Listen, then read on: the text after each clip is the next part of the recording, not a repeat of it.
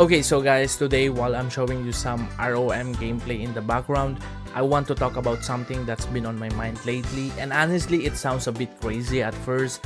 What if all MMORPGs actually shared one currency? Like, really think about that for a second, because normally in most MMOs, whatever you grind inside that game just stays there. Like, for example, if you're playing Ragnarok Online, your Zenny stays in that game. If you're playing Run Online, same thing, that gold never leaves that world, so you cannot use Zenny from RO to buy something in Run Online. That's just how MMOs have always worked. Now, some of you might say, bro, we already have one shared currency, it's called money. And yeah, technically that's true. You can sell something, get cash, then use that money in another MMO, but that's outside the game system. What I'm talking about here is different. This one is built inside the platform itself, and this is where ROM Golden Age on Cross comes in, because right now ROM is starting to connect into a shared currency system inside the cross platform. And I'm not exaggerating when I say that. So here's what I noticed, guys. Inside the cross platform, multiple games are building toward one shared currency, which is cross. For example, in Rohan 2, they already have a system where you can exchange your in-game gold into Ruby X and then convert that into cross. And now in ROM, very soon, guys, to be exact, on March 4, ROM is launching CROMx, which can also connect into cross. So what does that mean? It means ROM is no longer just a closed MMO economy. It becomes part of a bigger economic system inside the cross platform. Now, before we zoom out too much, let's bring this back to ROM itself, because this timing is actually very interesting. At the time I'm recording this, Season 1 has already ended. And just to explain quickly for those who are new with this season system, the seasonal system in ROM works like you play normally, you grind, you fight bosses, you join guild content, and you earn this something like reputation point. And that reputation determines your ranking, and your ranking determines how much T-Dia you receive. Then this T-Dia or Dia converts into CROMx, which is 1:1. So if you perform well during the season, you'd likely earn more. Now, here's another thing where it becomes important. As I said, on March 4, CROMx will officially be listed on the DEX paired with Cross. So what used to be a seasonal reward inside the game will now become tradable. That means it's no longer luck inside ROM, and yes, this is part of the play to earn system of the platform.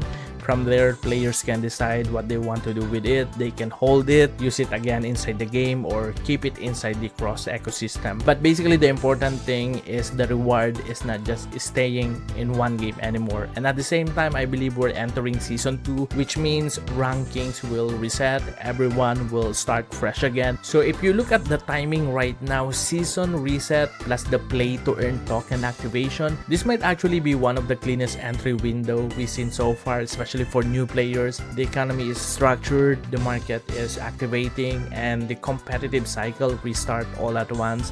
Now let's zoom out a little bit, because this is the part that I think is really unique. CROMx connects to Cross, and Cross is the shared currency across the platform. So multiple games are linked by one main currency. ROM is no longer just standing alone, it's part of a bigger system now. And as someone who mostly play combat MMOs and pay attention to how game economies grow over time, I find this direction actually very interesting. Not because of hype, but because this kind of system design is different from traditional MMOs, and we're just at the beginning of it. So I'm definitely watching closely to see how this develops in the next season. Alright, so guys, that's it for today's ROM discussion, and I'll see you in the next MMO content.